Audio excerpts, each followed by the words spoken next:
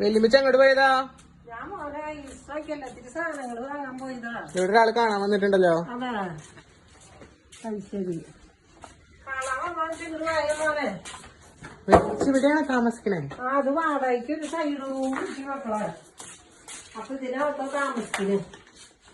വായോ എന്റെ അമ്മേ, എന്നാ വലിയ സാധനങ്ങൾക്ക് ഒരു പാക്കറ്റ് ഉപ്പിനൊക്കെ എന്താ വില? അങ്ങനെ